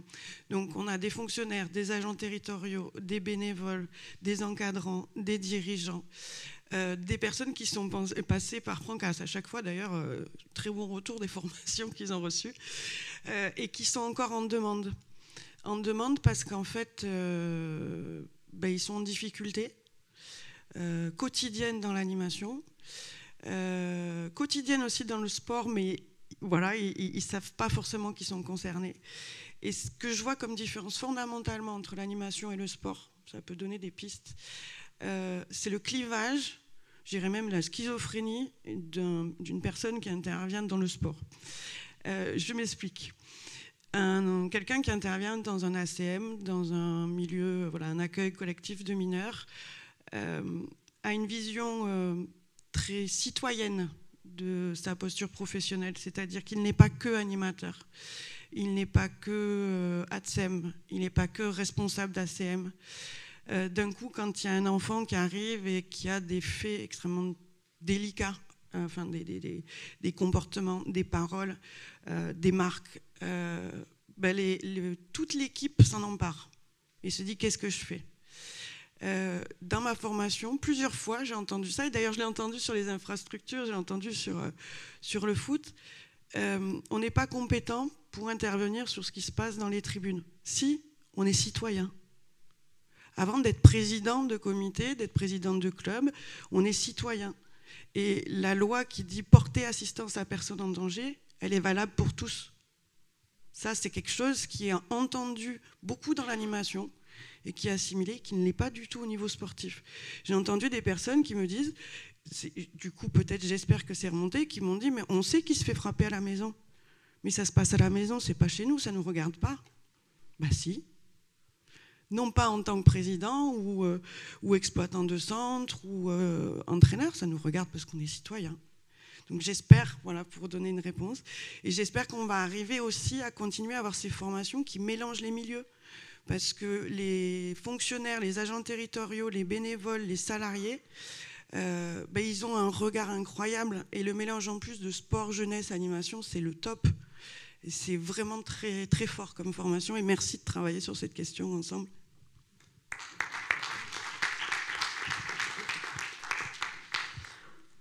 Alors merci, je renouvelle aussi la richesse de la table ronde, merci. Je voudrais réagir sur la question de la formation continue, puisque on a mis en place au niveau du SDG justement un plan de formation des acteurs éducatifs, dont ça en fait partie, ces formations, qui sont financées sur nos crédits jeunesse, qui sont pas bien importants, on va dire. Mais c'était une priorité vraiment pour nous de monter en qualité, d'accompagner les acteurs sur la qualité éducative, et donc de mettre en place des formations qui sont un peu décalées par rapport à ce qui peut se faire dans les programmes de formation, CNFPT, etc. Et effectivement, du coup, on a beaucoup d'agents des collectivités qui participent à ces formations. Alors c'est très bien, ça fonctionne bien, et on est vraiment en demande de s'appuyer aussi sur ce qui relève du droit commun de la formation continue professionnelle. Donc moi je me réjouis qu'il y ait des formations de ce type-là qui puissent être proposées, et je pense qu'il faut continuer à travailler ensemble parce que nous on les remplit et on refuse du monde en fait dans ces formations-là. Donc on n'atteint pas l'objectif en termes d'impact. Donc ça c'était un point sur la formation. Pour répondre à Hervé Martin sur la question du centre équestre de Gramont, je l'ai rappelé hier, c'est au niveau de la loi aussi que nous sommes tenus de protéger les personnes qui ont fait l'objet d'une mesure d'interdiction d'exercer. C'est-à-dire qu'on n'a pas le droit, et sinon on serait attaqué, de communiquer les décisions individuelles qui portent des éléments très personnels et qui ne peuvent pas être divulgués. Donc nous, alors c'est la limite du système, c'est comment trouver du coup à protéger, parce que normalement c'est la responsabilité de la personne qui a été interdite d'exercer que de respecter la loi et donc de ne plus intervenir. C'est la responsabilité du dirigeant de la structure de veiller à ce que cette personne soit, surtout quand on en a eu connaissance dans le cas présent, puisque là, on ne pouvait pas ignorer la décision. Donc c'est un élément qu'il faut avoir à l'esprit. Souvent, on nous demande de nous transmettre les décisions, mais on ne les transmet pas. Voilà. Donc ça, c'est la loi. Et puis après, j'avais une question, parce que donc vous avez évoqué le fait qu'au niveau de la CRIP, les signalements qui devaient être faits étaient surtout sur le milieu des violences familiales. Alors nous, ça nous interroge parce qu'on se demande, mais les violences par contre auxquelles on est confronté, qui concernent les enfants, mais qui ne concernent pas le milieu familial puisqu'elles sont produites par les structures elles-mêmes, par l'éducateur, par les encadrants, est-ce que ça, on doit vous les mentionner aussi ou pas? Parce que peut-être que ça ne sert à rien de brouiller, parce qu'on sait qu'il y a beaucoup d'espaces où il faut signaler et ce n'est pas très clair pour les structures, pour les clubs, pour les accueils de mineurs. Donc, est-ce que ce type de violence que l'on peut constater, il est nécessaire de vous le faire, ou est-ce que ce n'est que le champ de ce qui se passe justement au milieu familial? Alors, on en reçoit parfois, et effectivement, moi je transmets au parquet. Je vous ai saisi d'ailleurs plusieurs fois sur des questions de professionnels qui ont pu, eux, avoir des actes sur des mineurs. Mais là, nous, ce n'est pas mon champ de compétences. Moi, vraiment, c'est dans le milieu familial, et du coup, ou alors entre mineurs. On a beaucoup d'agressions entre mineurs, d'adolescents entre eux. Voilà, on va essayer aussi d'accompagner les auteurs quand ils ont, évidemment, commis des actes, parce que ce n'est pas anodin qu'un enfant de 12 ans, 13 ans, 15 ans... et commis des actes d'agression. Et alors, si c'est du pénal, ça va être notre service et la PJJ, mais si on est selon les types d'agressions, on peut aussi intervenir pour accompagner ces mineurs-là dans leur comportement. Et non, nous, on reste quand même sur la protection de l'enfance. Donc moi, dès que ce sont des adultes professionnels... Par contre, je me permets de réagir sur c'est très important le repérage. C'est très important le recueil de la parole, mais en même temps, on peut aussi faire de gros dégâts si on pose des questions trop directes, si on induit. Évidemment, il y a des différences à faire avec les petits et les ados, mais avec des petits, la parole, elle est très friable et on peut bousiller une enquête en posant des mauvaises questions. Vous n'êtes pas là pour chercher la véracité des faits. Ça, c'est le boulot des enquêteurs. Voilà. Par contre, ce qui est indispensable, c'est d'abord de poser l'interdit. Si on t'a fait mal à ton corps, si on t'a fait quelque chose que tu ne voulais pas, sache que c'est interdit. Si vous pouvez déjà poser l'interdit, ça permet à l'enfant de comprendre que la violence qu'il vit, elle n'est pas normale. Parce que quand on est éduqué dans la violence, forcément, on pense que c'est une normalité. Mais par contre, d'aller chercher qui l'a fait, quand l'a fait, est-ce que c'est plusieurs fois, etc. Des fois, il y a des questions trop directes qui sont posées, ou alors, le pire, ce qui nous met parfois, nous, en grande difficulté, c'est quand derrière, il y a des faits je parle de violences graves sexuelles, sinon on est sur des négligences, on est bien évidemment, on doit informer les parents. Par contre, quand il y a des violences sexuelles ou des violences graves, physiques, on n'a pas d'obligation à informer les parents, parce que ça fout en l'air l'enquête. Effectivement, on commence à dire, il a dit que le dernier que j'ai eu, c'était un viol dans la fratrie. Un enfant de 12 ans qui agresse sexuellement sa sœur. L'école l'a dit à la maman, la gamine, on n'a rien pu recueillir. Quand on lui a posé la question de pourquoi elle changeait d'avis, elle a dit parce que maman m'a dit que j'allais dans une autre famille. Voilà. Donc forcément, il faut qu'on fasse aussi attention. Le recueil de la parole, c'est vraiment important parce qu'il faut la libérer. Mais il ne faut pas être trop intrusif, il ne faut surtout pas induire la réponse. Alors avec les petits, c'est très délicat. Moi, je vous dis, vous avez un doute, vous nous appelez. Voilà, nous on a un service un peu spécialisé dans le domaine, donc vous nous appelez et surtout avant d'informer les parents, vous nous appelez, on va vous dire, ou vous appelez le 119 si c'est le week-end, mais on va vous dire, là oui, vous pouvez informer les parents, c'est important de travailler avec eux, ou là non, vu les éléments, on n'informe pas. Oui, Pierre-Yves. Je vais faire très court, comme d'habitude. Il me semble que moi, sur tout ce que j'ai entendu, on parle d'évolution de la société de plus en plus violente. Ça amène deux réflexions. La première, dans la réglementation des diplômes sportifs, on oblige dans les milieux, les activités à risque, à un recyclage. Je crois que c'est 3 ans, 4 ans, y compris pour BNSSA, sport d'escalade.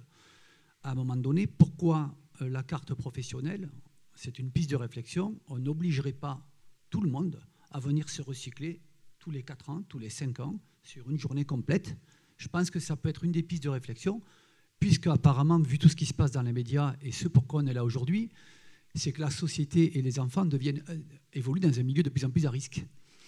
Voilà, donc je pense que ça peut être une des pistes. La seconde, Christian a fait allusion, moi je suis dans les arts martiaux aussi par ailleurs. Ben oui, moi je vois les cours se remplissent de gamins qui ont besoin d'avoir confiance en eux, qui posent des questions, et comment je fais si on m'attaque dans le tramway, comment je fais ci, comment je fais ça. Ils cherchent des recettes rapides. Et ça c'est la première réflexion. Je pense que la démagogie angoisse et le cadre rassure. Donc je pense qu'aussi sur les côtés éducatifs, il faut insister sur le cadre. On parle, c'est bien l'animation, mais diplôme éducateur sportif, qu'est-ce que c'est un éducateur ? Qu'est-ce que c'est et comment on met ça dans les formations? Pour moi, c'est archi important. Et dernier point, sur ceux qui tournent la tête, ben, il y a beaucoup de gens, vous savez, les gens courageux. C'est Françoise Dolto qui disait, c'est pas de gens intelligents dont on manque, c'est de gens courageux. Donc la réflexion, elle est là, à un moment donné. Qu'est-ce que j'ai? C'est le côté bénéfice-coût. Qu'est-ce que j'ai à dénoncer quelque chose? Qu'est-ce que j'ai rien finalement? C'est plus facile pour moi de tourner la tête que de rentrer dans une emmerde alors que je suis bien dans ma vie et que je vais me retrouver avec des tas de galères. Peut-être à l'arrivée, je vais me faire fustiger et j'aurai la loi contre moi. Après, c'est une conscience, c'est la morale et la philosophie, donc peut-être faudrait repenser à ça aussi. Voilà. C'est Pierre-Yves.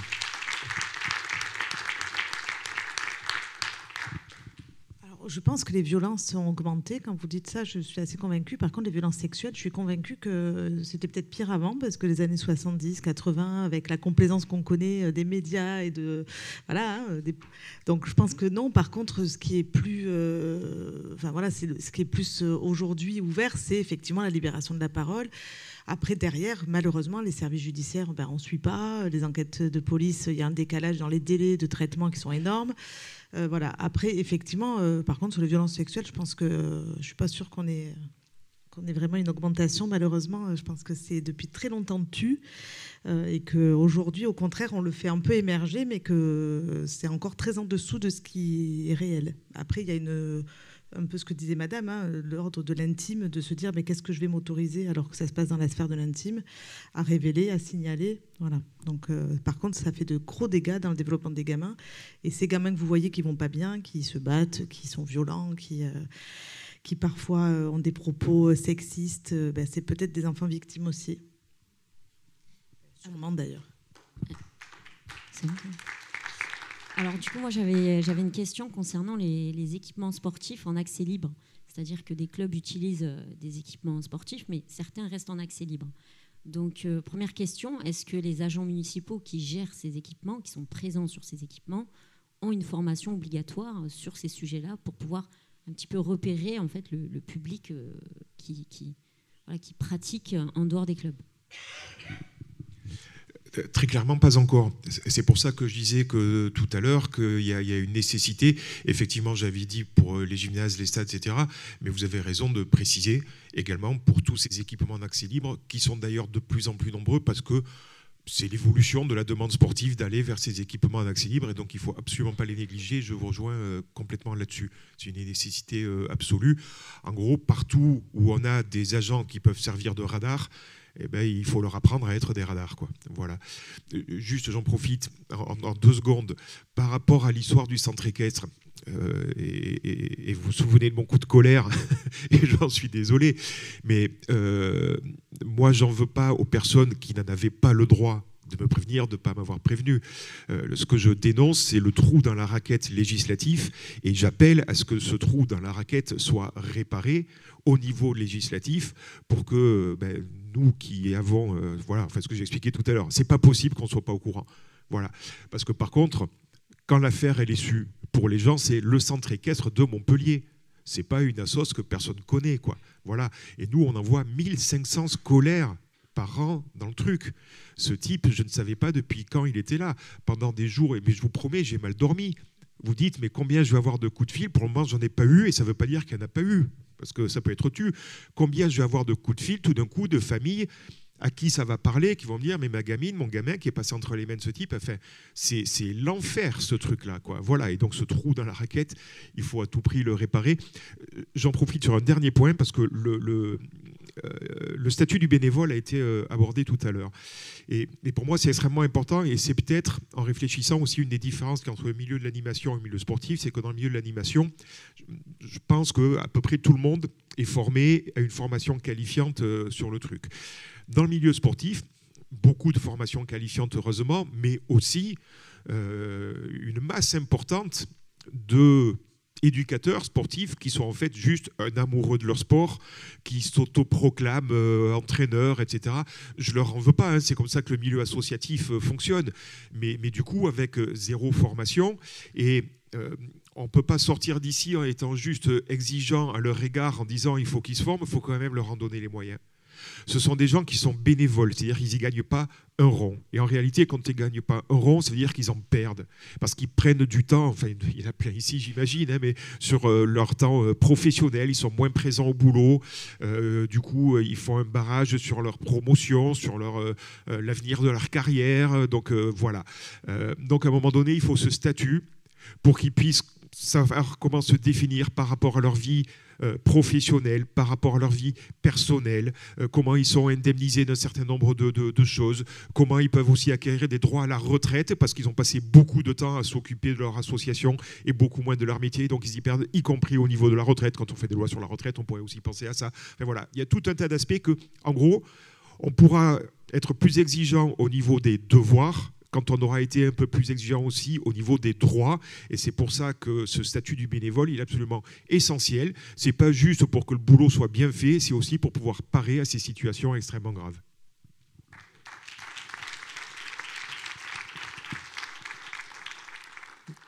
Guillaume de Chavannes, du service départemental jeunesse, engagement et sport. C'est toujours avec monsieur Martin.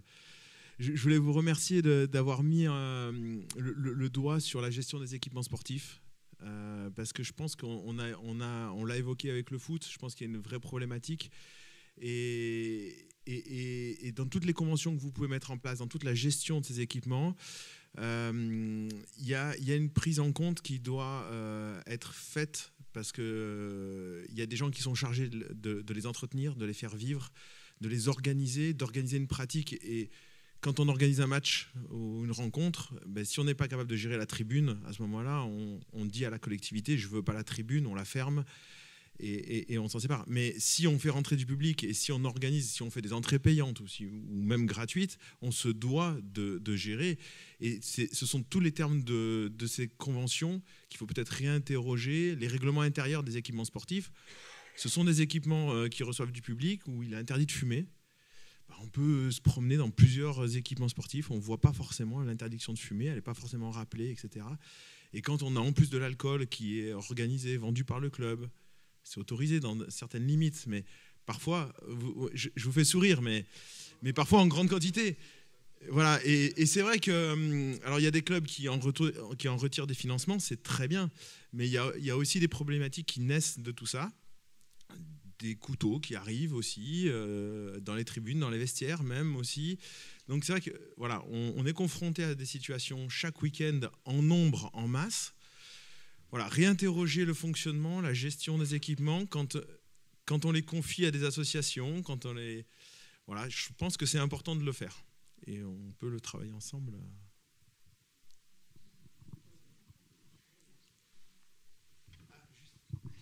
Et toute la difficulté, quand ces équipements-là reçoivent du public extérieur qui ne sont pas organisés en club, voilà, on a des équipements qui accueillent aussi du public extérieur avec des gens diffus.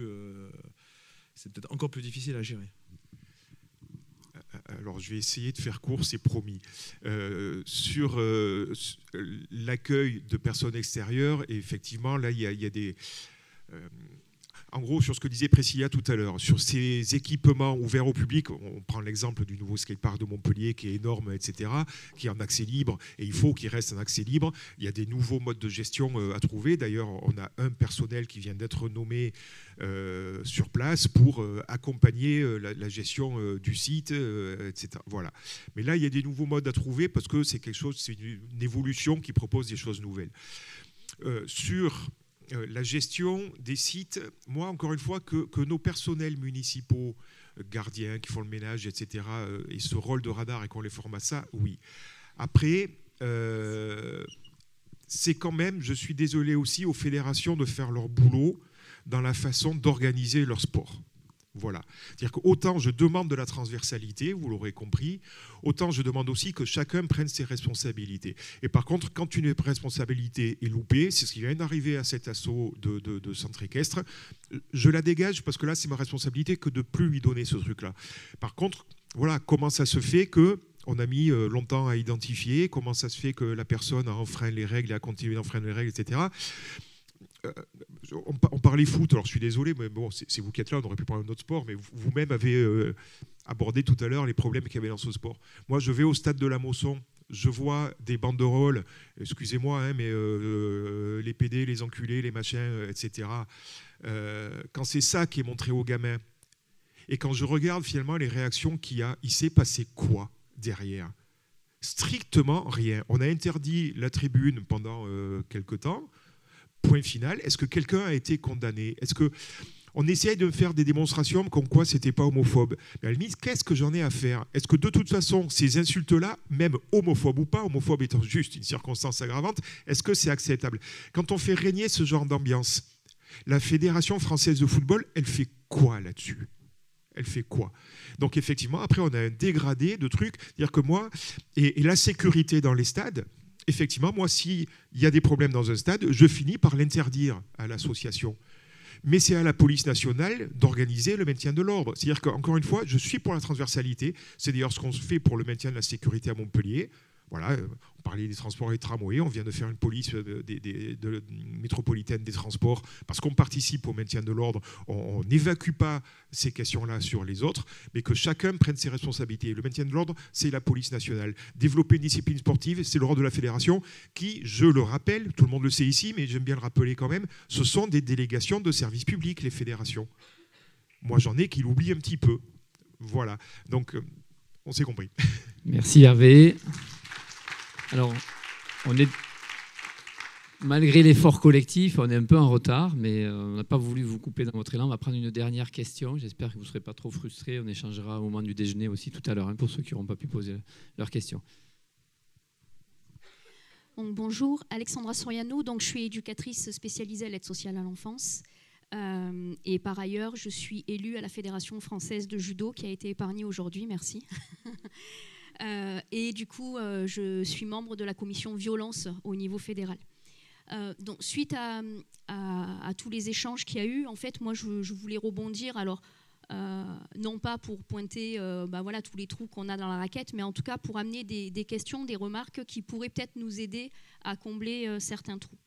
Quand j'entends donc Monsieur Hervé Martin, c'est une discussion qu'on a déjà eue, effectivement, hein, toutes les difficultés qu'il peut y avoir quand on est élu dans une commune.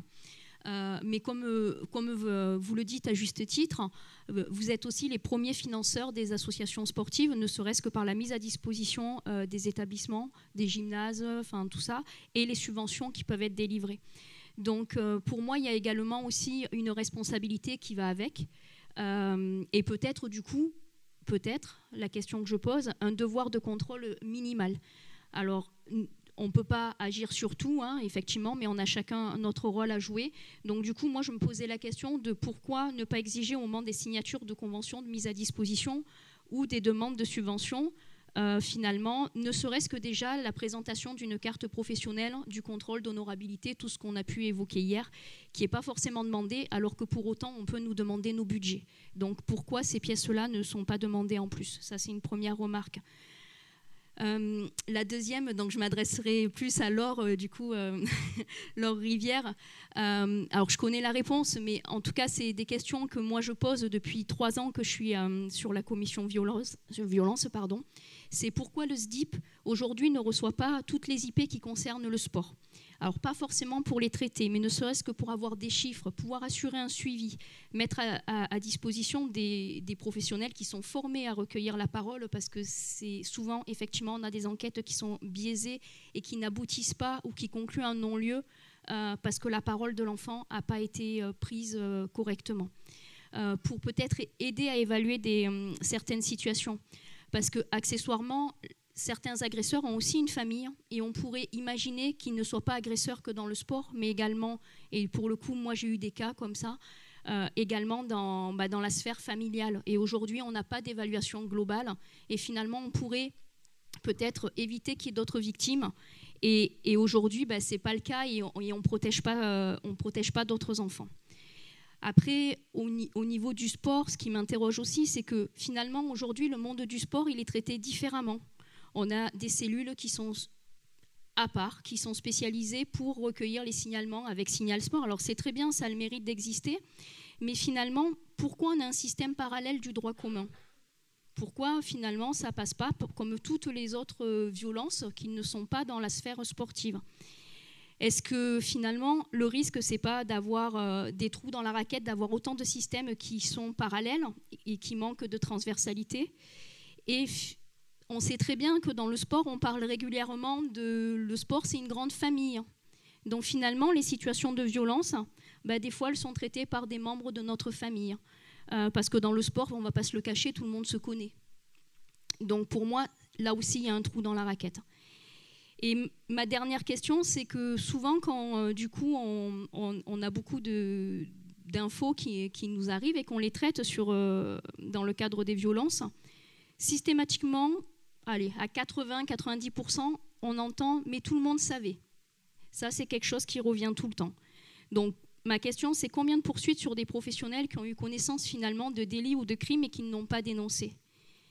Parce qu'au final, le fait de ne pas dénoncer, ça renforce non seulement le sentiment de toute puissance de l'agresseur, et ça donne aussi l'impression, et je rejoins Karine, ce qu'elle disait tout à l'heure, que finalement, en tant que citoyen, on n'agit pas. Et le fait de ne pas faire de vagues, on se protège aussi. Finalement, le fait de ne pas dénoncer, on a l'impression de se protéger, de peur de représailles, de peur. Et finalement, la loi qui dit que tout citoyen doit dénoncer finalement toute situation de violence, de délit, de crime dont il a connaissance, elle n'est pas appliquée et pour le coup, il n'y a pas de sanction. Donc les professionnels, des fois, ils préfèrent fermer les yeux sur des situations dramatiques plutôt que de les signaler. Et je trouve ça bien dommage. Voilà, c'était mes quelques remarques.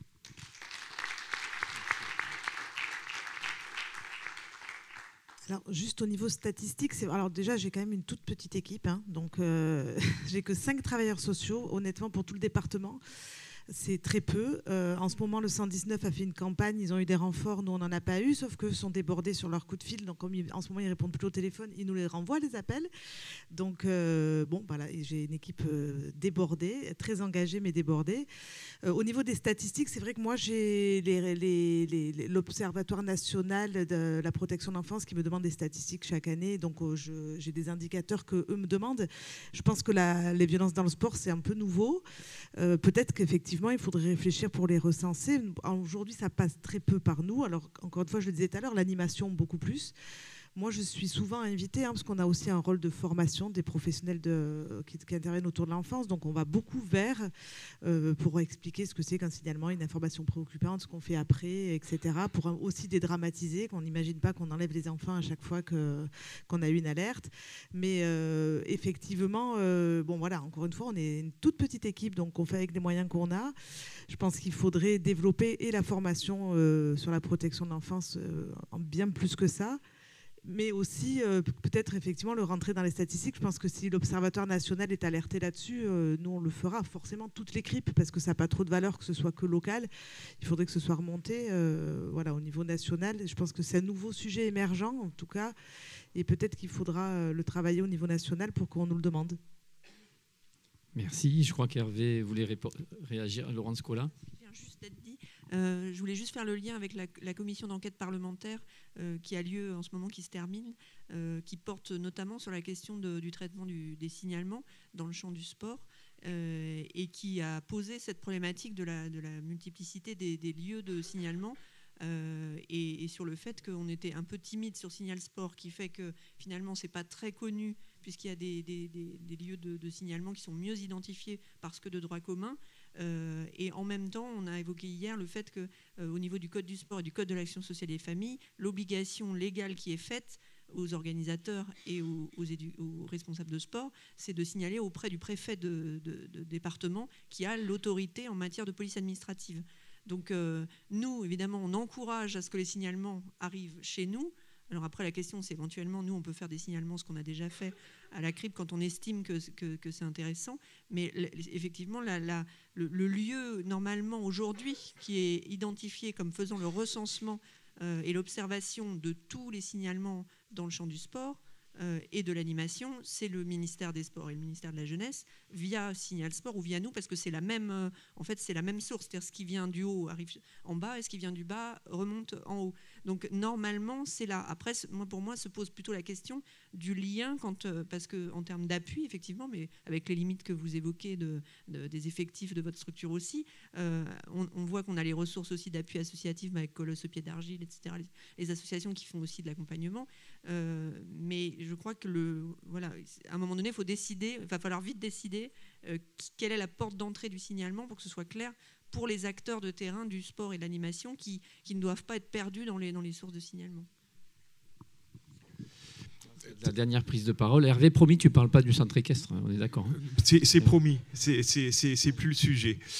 Non, pour répondre rapidement, parce que c'est une vraie question de qu'est-ce qu'on va contrôler au moment où on va attribuer une subvention ou un créneau, etc. Je me suis posé cette question-là. Effectivement, la réponse que je me fais pour le moment, mais franchement, c'est pas pour évacuer, franchement, je rentre dans ce débat-là. Mais ma première position, c'est que nous, le tri qu'on fait au fur et à mesure, et il commence à être bien fait, c'est d'attribuer des créneaux, donner des subventions qu'à des associations sportives qui sont affiliées à une fédération. Parce qu'il y a aussi des associations sportives qui ne sont pas affiliées. Donc c'est un tri qui se fait là au fur et à mesure. Il y a peut-être encore quelques reliquats, je dirais, parce que c'est des fois compliqué aussi avec une asso qui n'est pas affiliée, mais qui bosse bien, et on ne peut pas... voilà. Quand je dis ça, ça veut dire quoi? C'est que je ne veux pas non plus... Et ce que vous proposez, par exemple, je sais, est fait à Lyon. À Lyon, ils ont décidé qu'il fallait, je crois, une formation obligatoire sur ces questions-là pour pouvoir avoir la subvention ou c'est un montage de ce type-là. Et ça m'a interrogé. Moi, là où j'en suis de la réflexion, et encore une fois, je ne ferme pas le débat une fois que j'ai dit ça, c'est que je ne peux pas passer de la position de celui qui n'a même pas le droit d'être informé parce que la loi ne l'autorise pas, je deviens un des principaux remparts en n'autorisant pas une subvention à s'installer sur une association, à s'installer sur une installation sportive, tant que je n'ai pas contrôlé, et je deviens finalement le premier contrôleur. Moi, si j'attribue une subvention ou un créneau à une association affiliée à une fédé, c'est que j'estime que la fédé a fait le boulot de contrôle, de formation, etc., pour que, en gros, l'association soit nickel. Et du coup, moi, je dois agir tranquillement derrière. Voilà, encore une fois, c'est qui prend quelle responsabilité. Comme il y a un certain nombre de sujets, mais là où je vais rentrer dans le débat, vous avez compris, j'ai un sujet avec les fédés, hein, voilà. Si vous voulez, il y a beaucoup de choses où les fédés nous demandent beaucoup et beaucoup ne nous donnent pas grand-chose. On a eu ce débat-là parce que j'ai remercié la Fédération française de judo avec le plan 1000 dojo où ils arrivent, nous, on trouve un local et eux, ils arrivent, on en a fait un en haut de la Paillade, pas loin d'ici, ils mettent 80 000 balles pour faire le dojo. À l'opposé, je suis désolé, mais j'ai reçu dans mon bureau des représentants du comité de foot il n'y a pas longtemps. Ils me disaient la Fédé a décidé qu'il fallait développer le futsal et il nous faut des créneaux. J'ai dit, mais est-ce que la Fédé a décidé de développer les salles puisqu'ils ont décidé de développer le futsal, quoi. Voilà. Parce que je leur dis, parce que le judo, eux, ils veulent développer le judo, ils ont décidé de développer les dojos et ils mettent du pognon. C'est-à-dire qu'on est dans des rapports que déjà, je paye beaucoup pour eux. J'ai rien contre, hein, voilà. Mais si je dois aussi faire le contrôle pour eux, à un moment donné, la Fédé, c'est moi, quoi. Enfin, voilà. Donc, il va falloir déterminer les choses plus précisément. Donc, je ne ferme pas le débat, mais vous avez compris ma première position. Merci Hervé. Merci à Didier de ne pas réagir. On a déjà beaucoup de retard, mais c'était pour une cause utile. Voilà, je pense que tout le monde avait envie de vous entendre, les gens avaient envie de réagir dans la salle. Vous aurez l'occasion de le faire individuellement tout à l'heure au moment du déjeuner. On a pris déjà une petite demi-heure de retard, donc on zappera la pause. Hein, voilà. On va la prendre simplement pour descendre jusqu'au salle en bas. Alors, comment ça va se passer pour la suite? On peut peut-être applaudir l'ensemble de nos intervenants pour la qualité, encore une fois, des échanges. Et en même temps, vous avez applaudi, vous êtes applaudi vous-même pour les questions pertinentes, donc c'est très bien. Donc, du coup, pour la suite, on avait prévu normalement 11h moins 10 de descendre. Il est 11h15, ça va, c'est pas dramatique. On décalera un tout petit peu pour partir en week-end. Donc, ça va se passer en bas maintenant. Donc on va redescendre, on va passer par le hall. Mais avant d'y aller, juste vous briefer logistiquement. Et puis sur l'animation, Julien Péchaud de la Compagnie des Nuits Partagées va vous dire 2 mots pour avoir à éviter de faire le tour de toutes les salles. Donc on va descendre dans 3 salles. On est à peu près 70 personnes, donc on va être 20-25, si je calcule bien, par atelier. Pour gagner du temps, on vous a préinscrit lorsque vous vous êtes inscrit sur Hello Asso pour la journée. Donc on va être dans les salles 18, 19 et 20. Mes collègues, on va vous aider, et puis les collègues du SDJUS qui sont badgés, la staff, là, vont vous aider à trouver les bonnes salles. Donc vous aurez dans la salle 18, on va le faire dans l'ordre, dans la salle 18, on a d'autorité placé M. Armengo, Mathieu, Guillaume Castel, Laurence Collat, Élodie Daverdin, Charlène Duquesnoy, Rabat Hatchan, Nicolas Houguet, Magali Isidro, Mathias Canayan, Stéphane Liger, Margot Marie, Nawal Nacha, Karine Noger, Pierre-Yves Roquefort, Bertrand Sadourny, Anthony Venian. Donc retenez bien, vous êtes en salle 18, c'est celle qui est cachée quand on rentre dans la maison des sports, derrière l'ascenseur au fond, à l'opposé. Ensuite, dans la salle 19, la plus grande, celle du milieu, c'est là qu'on a mis le plus de monde, a priori. Donc salle 19. Mathieu Célia, Léa Bellé, Nicolas Enjalric, Coralie Gonzalez, Thierry Guillaumont, Yacine Habibi, Blaise Knapp-Mougel, mais je ne suis pas sûr de l'avoir vu, Nicolas Lasserre qui est excusé du département, Sandrine Marcadier, Olivier Masquer, Lotfi Moussaïd, Julie Nougaret, Lucas Papalardo, Mahmoud Sall, Charlotte Salvo, Kervi Céline ou Célin, Alexandra Soriano, qui est intervenue tout à l'heure, Nathalie Soubiel, Bruno Tranchant et Clément Viguier. Donc salle 19. Retenez bien, celle du milieu, la grande.